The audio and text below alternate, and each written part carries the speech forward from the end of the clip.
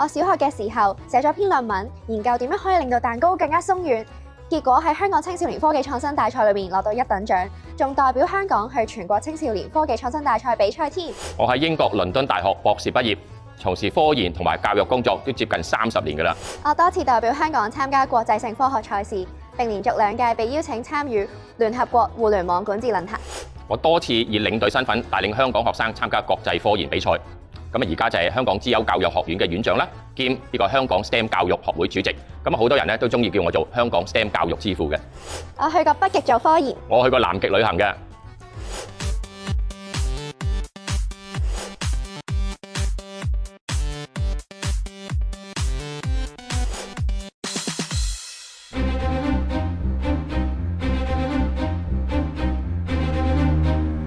今次 Gift Challenge 玩芬蘭木棋，又要身體協調，又要計數，我就有科研底子，又玩開瑜伽，絕對冇難度啊！薑梗係越老越辣啦，唔好忘記我都有科研底子嘅。最重要就係芬蘭木棋係我哋香港資優教育學院上年引入一個新嘅課程嚟嘅，使唔使讓下你先啦？ 3, 2, 1。芬蘭木棋係新興運動嘅一種，玩家輪流用大木棋拋向12支小木棋，最快攞到50分嘅選手為止勝出。計分嘅方法有2種，如果打中1支就會攞到木棋上寫住嘅分數，但如果打中2支或以上，分數就等於跌低嘅木棋數量。不過今次因為時間關係，我哋會轉個玩法，改為最快攞到30分嘅為止勝出。嚟，讓下我，讓下我。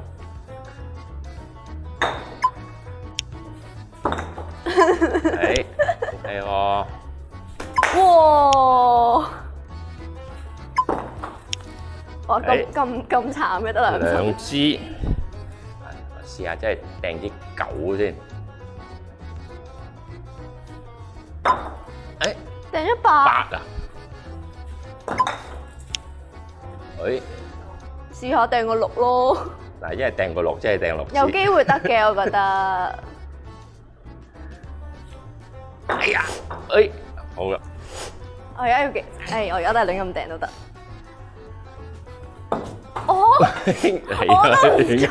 好難高，我搞唔掂喎呢個。好高難度喎，即係話。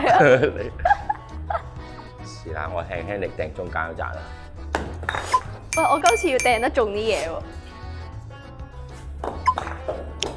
3支，掟佢。哇！我仲係16分啊，好。嗱，我一係掟個12，一係掟個相機。係啊，照聽，冇事嘅。哦，個相機抌得㗎嗬，即係如果 in case 掟個7。試嚟嘅，有咁嘅效果。掟爆個機。係啊。3，即係剩翻3。哇！哎呀！2，即係剩翻1。咁都2啊，剩翻1。剩翻1咁啊，剩翻呢支咯。應該2喎。嗱，你一係打3，一係打走支1佢。 Yes！ Yes！ 哎呀！搞錯啊！好嬲啊！打1啊，好。哎呀，你可以破壞我先嘅。好難啊！非常之絕啊！呢次，好。哇！好啊，咁好彩！恭喜晒多特汪喎，頭先千鈞一髮之際打到個1，贏咗成個比賽。都係好彩嘅。咁但係當然贏輸最緊要一樣嘢就係要肯試咯嚇。如果你唔肯試，其實永遠都係輸嘅。我識好多資優生啦，其實當然佢哋好叻啦，但係其實咧佢哋好多咧都好怕比賽嘅，因為佢哋驚輸嚇或者唔輸得啊。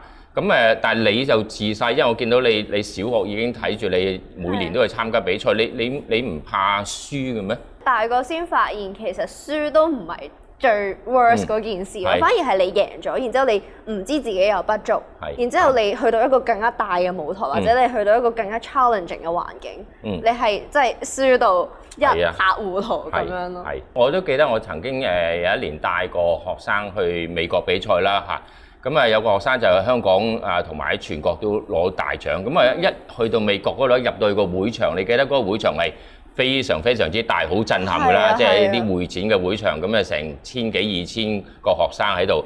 咁嗰個學生咧，嗰陣我哋第一日入去準備，即係去準備 set up 啲嘢啦。佢一入到去咧，佢就想走人，直情想走啊！唔係離開會場，淨想翻香港。咁誇張？係啊，因為佢覺得原來呢個世界咁大咁勁嘅嗰啲人，佢望下周圍啲人咧，其實佢已經輸咗㗎啦。其實即係佢個心態就已經輸咗。啊，後尾我哋用咗好多時間啊，去即係勸服佢話唔緊要啦，嚟學下嘢玩下啦，係啦嚇。咁但係佢已經嗰個心態就已經咁樣已經係輸咗。我覺得可能就係嗰啲資優生係真係本身好叻，咁佢哋年年都考第一啊，或者佢哋真係攞好多獎咁樣啦。咁但係我細個咧就唔係出身一個咁特別嘅背景啦，即係我係一個好平凡嘅人啫。咁反而比賽俾我咧就係一種肯定咯，即係我輸咗唔緊要㗎，都冇人識我，我又本身唔係好叻，係咪？咁但係比賽係每一次都令我可以知道自己大概去到邊啦。咁如果攞到獎就更加開心啦，有更加多嘅機會啦。咁但係始終就係我覺得比賽咧就係令我可以最大成就感一樣嘢咯。即使我輸咗，我都知道我已經係到咗某一個門檻咯，係啊。咁但係即係你大下，即係又再 join 多咗全國賽或者國際比賽，你就會知道可能我自身嘅不足或者我環境嘅不足，令到我知道有好多嘢係真係有個差距喺度。咁而且佢俾咗個即係誘因我去進步咯，因為如果我唔知道，我就以為我已經喺香港攞到冠軍啦，咁我根本就唔需要再努力去令到自己更上一層樓。但係當人哋嘅實驗係真係再先進啲啊，或者即係我當時都有好多反思，就係可能我對於一個比賽或者我對於一個 project 嘅要求，往往係低過人哋嘅美國嘅嗰個要求。咁我就真係有好多反思同埋好多學習咯。科技就日新月異，我哋身處嘅世界咧，每日都喺度變緊嘅。咁所以無論係普通學生啦，或者我哋嘅資優生咧，其實都要裝備自己令到自己咧可以全面咁去發展嘅。所以學院咧上年咧，我哋引入一啲新興運動，咁令到我哋個學員咧可以涉獵多啲唔同嘅項目啦，咁令到佢哋自己咧都可以擴闊佢哋嘅視野嘅。